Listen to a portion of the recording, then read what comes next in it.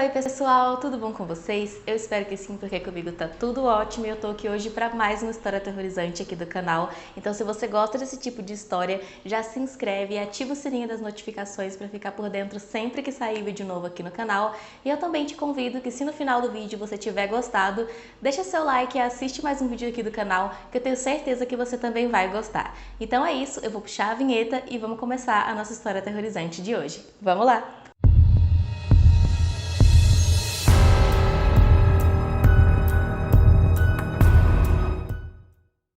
Cynthia Elizabeth James nasceu em 1944 na cidade de Oliver, no Canadá. Ela era conhecida como Cindy e ela se formou em enfermagem e logo após isso se mudou para a cidade de Vancouver.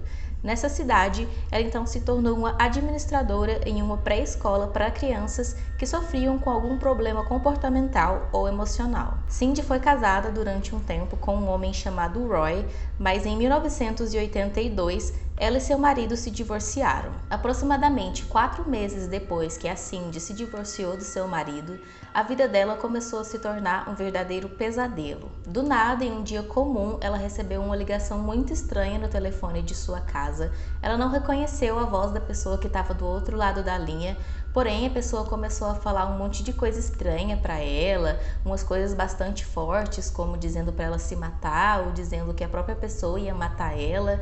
Enfim, umas coisas bem estranhas mesmo, e ela ficou assustada, então desligou o telefone. Porém, após essa primeira ligação, começou a ser frequente esse tipo de ligação na casa dela. Todos os dias ela recebia diversas ligações, às vezes era com uma voz que parecia ser masculina, às vezes uma voz que parecia ser feminina. Ela nunca reconhecia nenhuma dessas vozes e cada vez mais os telefonemas eram mais assustadores, dizendo coisas realmente terríveis, né? Ameaçando ela de morte, ameaçando ela de várias formas diferentes.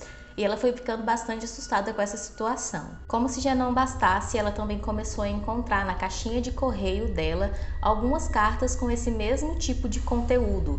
Então já não era mais uma pessoa que apenas sabia o número de telefone dela, a pessoa também sabia o endereço da casa onde ela morava e começou a enviar essas cartas com esses conteúdos realmente muito macabros. E além disso, a pessoa também passou a deixar pedaços de carne podre na caixinha de correio dela. Então eram pedaços de animais ali, né, de carnes mesmo, que deixava apodrecer e colocava na caixinha de correio dela. Então cada vez mais a Cindy foi ficando mais assustada e ela começou a contar essas coisas que aconteciam para amigos e familiares próximos. As coisas foram ficando cada vez mais perturbadoras. Ela também recebia nesse ponto fotos dela junto com as cartas na caixinha de correio. Então era como se a pessoa realmente estivesse observando ela de longe, tirava fotos dela ali no jardim da casa dela ou alguma coisa do tipo. E as luzes também da sacada ali, né, da varanda da casa dela, começaram a aparecer quebradas. Então simplesmente ela ia dormir e quando era no dia seguinte, quando ela ia lá ver do lado de fora da casa, as luzes estavam todas quebradas e vários cacos de vidro espalhados pelo chão. E mesmo que ela contasse isso para as pessoas, que ela tentasse entender quem que estava fazendo aquilo com ela e o porquê, ela não conseguia pensar em ninguém que quisesse fazer algum mal a ela ou então assustar ela. Então ela não conseguia de nenhuma forma identificar a pessoa que estava fazendo aquilo. As coisas foram ficando assim, cada vez mais intensas, e ela chegou inclusive a procurar a polícia para denunciar, né, esses assédios que ela vinha sofrendo. Porém, a polícia não encontrava nada, né, nenhuma prova que alguém estivesse ali, não conseguia também identificar a pessoa pelo telefone. Os telefonemas eram sempre muito curtos, poucos segundos, então não conseguia, né, não dava tempo de rastrear a ligação. Então foi seguindo assim, né, a polícia apenas observando de longe para poder tentar identificar quem estava fazendo isso. Até então ela estava sofrendo apenas ameaças, né? Ela não tinha sofrido nenhum ataque realmente físico. Porém, depois de algum tempo, não se tem a data específica certinha, mas em um dia, uma amiga bem próxima da Cindy, chamada Agnes, resolveu fazer uma visita na casa dela. Ao chegar lá, essa amiga chamou na porta, porém não teve respostas, então ela pensou que a Cindy poderia estar tomando banho e resolveu dar a volta na casa para checar pela porta dos fundos, que era uma porta que ficava mais próxima do banheiro e seria mais fácil da amiga ouvir ela de dentro da casa. Porém, chegando nos fundos da casa, para surpresa e desespero dela, ela encontrou a Cindy caída no chão, desacordada, com com uma meia de nylon amarrada no pescoço, como se alguém tivesse tentado sufocar ela com aquela meia. Então a amiga rapidamente chamou socorro, a Cindy foi levada para o hospital, ela ainda estava com vida, né, ainda bem. Então ela foi atendida, né, tudo certinho, e quando perguntaram para ela o que tinha acontecido, ela disse que não se lembrava muito bem, ela disse que tinha saído de casa para ir buscar alguma coisa na garagem, e ela só se lembra que alguma pessoa com um tênis branco se aproximou dela por trás e a atacou. Depois disso ela apagou e não lembra de mais nada que aconteceu. Então, mesmo tendo tido esse ataque, infelizmente ela desmaiou e não conseguiu dar nenhuma característica além do tênis branco. Após isso, a Cindy ficou realmente muito assustada, porque como eu disse antes, eram só ameaças, né? Ninguém nunca tinha atacado ela. Então, ela teve uma atitude bastante sensata, ela decidiu se mudar de casa. Mas não só isso, ela mudou de casa, ela mudou a cor do cabelo, mudou a cor do carro dela e até mesmo o sobrenome dela ela trocou, para vocês terem noção de quanto ela estava desesperada para correr dessa pessoa e se esconder de qualquer forma possível. Então, além de se mudar, ela também contratou um investigador particular, já que mesmo ela denunciando para a polícia, nunca tinha nenhuma prova, nenhuma evidência, nem nada. Então, ela estava se sentindo pouco protegida, não estava se sentindo segura apenas denunciando para a polícia. Então, ela contratou aí esse investigador, que além de investigar, também ia ajudar na proteção dela ali, vigiando em volta da casa dela. Como eu disse, ela não se sentia realmente segura somente com a ajuda da polícia. Porém, após esse fato, isso piorou ainda mais, porque a polícia começou a chamar ela para interrogatórios, para poder investigar, para ela contar as coisas, né? Porém, a polícia começou a sentir que a Cindy era muito evasiva nos depoimentos dela. Eles sentiam que ela estava escondendo alguma informação que era importante nas investigações e eles não sabiam o que e nem o porquê de ela estar escondendo aquela informação. Era como se ela quisesse proteger alguém ou tivesse com medo de alguma outra coisa e por isso não estava contando tudo que ela realmente sabia. Então a polícia começou a desconfiar, né, desse fato e não dar tanta credibilidade mais para Cindy. A mãe da Cindy e outros familiares dizem que acreditam que essa pessoa tenha ameaçado o restante da família dela, né? A mãe, a irmã, o pai, enfim, os familiares. E por isso ela teria ficado com medo, né? Talvez ela podia até saber alguma informação sobre essa pessoa, ou saber até quem era, mas ela não contava por medo por essa pessoa ter ali ameaçado a família dela também. Mais um tempo se passou e quando foi em 1984, aquele detetive particular que a Cindy tinha contratado começou a ouvir alguns sons estranhos vindo da casa dela. Isso porque ele tinha deixado com ela uma espécie de rádio que tinha como ele ouvir ali a movimentação do que acontecia na casa dela. Então ele conseguiu ouvir esses barulhos estranhos e foi imediatamente para o local. Chegando lá, por uma janela, ele conseguiu ver a Cindy caída no chão dentro da casa com uma faca na mão dela. Ele chamou a emergência, ela foi levada para o hospital, ela estava bastante atordoada. Então, quando foi questionada sobre o que tinha acontecido, mais uma vez ela disse que não se lembrava direito do que tinha acontecido, que foi tudo muito confuso, e ela só se lembrava que ela tinha sido atacada e que alguém tinha espetado uma agulha no braço dela. Porém, a polícia procurou, né, na casa algum sinal de arrombamento, qualquer coisa que indicasse que alguém esteve ali, mas estava tudo em ordem, tudo no lugar, e mais uma vez eles não conseguiram encontrar nada, nenhuma prova que colocasse alguém ali naquela cena, além da Cindy. Depois disso, a casa da Cindy começou a ser bastante vigiada por vários policiais que se revezavam para nunca deixar a casa sozinha. E então, a polícia começou a desconfiar mais ainda que, na verdade, a Cindy estava inventando toda aquela história, porque durante todo o período que eles estavam ali, eles não viram ninguém suspeito, ninguém se aproximando da casa dela, nada desse tipo. E então, a família dela diz que acha que, na verdade, o agressor percebeu essa movimentação da polícia em volta da casa dela e se afastou para poder aumentar ainda mais as desconfianças da polícia de que a Cindy estava inventando tudo e assim deixar ela ainda mais vulnerável. Já no ano seguinte, em dezembro de 1985, mais um fato estranho aconteceu. A Cindy foi encontrada em uma vala a cerca de 10 quilômetros de distância da casa dela. Era uma vala rasa, ela tinha vários cortes e várias contusões espalhadas por todo o corpo dela, estava bastante machucada e ela usava luvas e botas de trabalho. Então encontraram a Cindy lá, levaram ela para o hospital, foi um episódio realmente muito assustador e mais uma vez ela estava completamente atordoada e não sabia de novo dizer o que tinha acontecido, quem tinha atacado ela e como ela tinha ido parar naquele lugar. Além disso, né, além das luvas e das botas, também mais uma vez tinha uma meia de nylon preta amarrada em volta do pescoço dela, como se aquilo ali fosse uma marca que o agressor deixasse todas as vezes que atacava ela.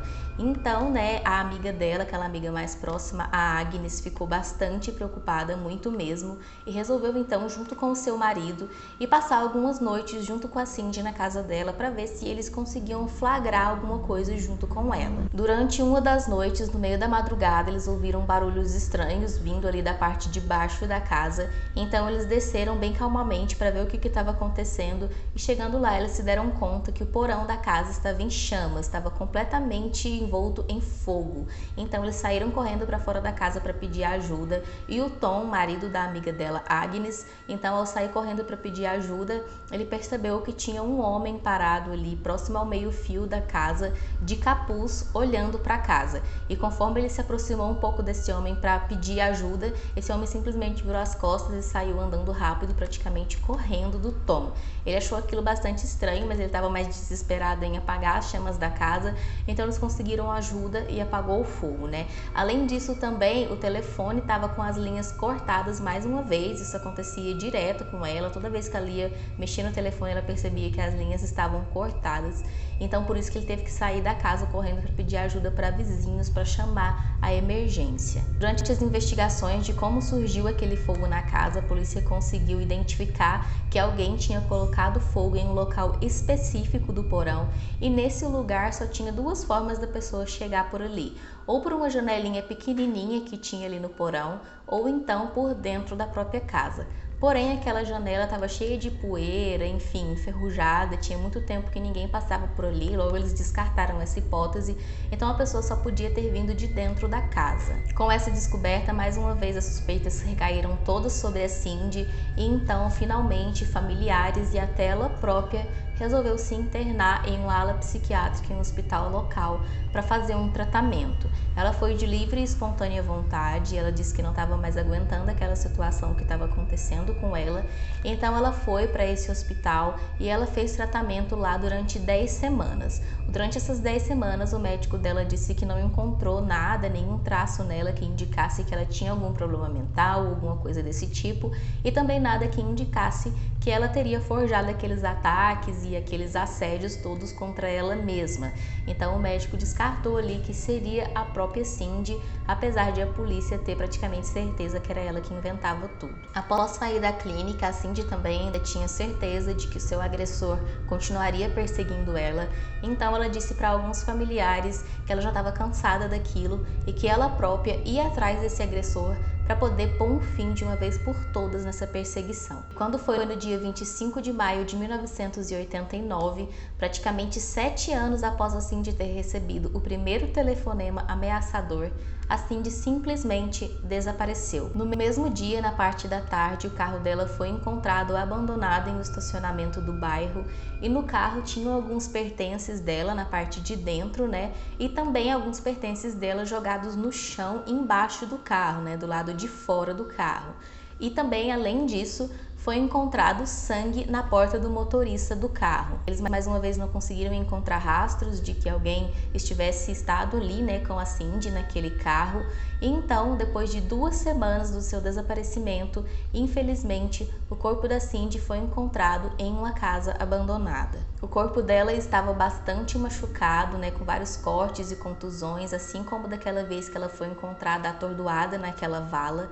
Além disso, mais uma vez, a meia de nylon preta estava amarrada firmemente no pescoço dela. E um outro fato bastante curioso é que as mãos e os pés dela estavam amarrados juntos nas costas dela. Então, tinha reunido, né, todos os membros, os braços e as pernas e amarrados juntos na parte de trás. Com essa cena de crime bárbara, tudo levava a crer que realmente a Cindy foi brutalmente assassinada por algum agressor, né? Provavelmente aquele que vinha perseguindo ela. Porém, mesmo com essas circunstâncias, a polícia continuou afirmando que a morte dela teria sido suicídio. A autópsia revelou que ela morreu de overdose por uma grande quantidade de morfina e outras drogas que foram encontradas, né, no seu sangue. A família não aceitava de forma alguma aquilo que a polícia estava dizendo, que foi suicídio. O investigador particular dela também dizia que não acreditava nessa hipótese de forma alguma, porque como que ela poderia ter conseguido amarrar sozinha os braços e as pernas dela juntos na parte de trás do corpo, né? Isso seria aí praticamente impossível para uma pessoa fazer uma coisa dessa sem a ajuda de ninguém. Alguns outros legistas que passaram pelo caso e fizeram também a investigação deles e averiguaram todas as provas, disseram que descartavam a possibilidade de acidente, assassinato ou suicídio. Eles disseram que o que aconteceu com a Cindy, na verdade, foi um evento desconhecido, então eles não souberam dizer o que aconteceu com ela, eles não conseguiram enquadrar aquela cena nem em suicídio, nem em assassinato, nem em acidente, em nenhum dos três, colocando aí como um evento desconhecido. Apesar da polícia sempre reafirmar que é a Cindy quem estava armando aquilo tudo e agora, né, que ela teria cometido suicídio, eles mesmo assim investigaram 3 suspeitos do caso. Um deles era o ex-marido da Cindy, o segundo era um policial com quem ela tinha tido um caso durante um tempo e o terceiro era aquele homem que o Tom teria visto parado do lado de fora da casa no dia que teve o incêndio. Porém, a polícia não conseguiu descobrir quem era esse terceiro homem e mesmo assim não conseguiram encontrar em nenhum lugar nenhuma prova que ligasse qualquer pessoa, né? Nem os 3 suspeitos e nem nenhuma outra pessoa à cena do crime. Então, mesmo investigando eles, não foi levado a nenhum lugar. A polícia chegou a dizer também que suspeitava que ela poderia ter uma dupla personalidade, né? Que isso justificaria ela fazer todas aquelas coisas sem ter memória, sem ter nenhuma lembrança disso. Mas, mais uma vez, né, a coisa estranha é o fato de como ela morreu, como ela foi encontrada, que tira praticamente qualquer possibilidade de ela ter feito aquilo sozinha. Então é isso, o caso permanece um mistério até hoje, ninguém sabe dizer com certeza o que aconteceu com a Cindy durante todos aqueles 7 anos que ela foi perseguida, né? Se ela realmente foi perseguida ou se foi tudo fruto da própria mente dela, e muito menos ninguém sabe explicar o que aconteceu no dia de sua morte. Então o caso Cindy é mais um caso que até hoje permanece um completo mistério. Então é isso, pessoal, a gente está chegando ao fim de mais uma história aterrorizante aqui do canal. Eu espero de verdade que você tenha gostado e se você gostou, não esquece de deixar seu like aqui embaixo porque isso ajuda demais o canal, principalmente na divulgação, e eu também te convido a assistir mais um vídeo, vai estar aparecendo 2 aqui na tela para vocês, então eu te convido a assistir pelo menos um deles. É isso, eu te vejo na nossa próxima história aterrorizante e até lá! Tchau, tchau!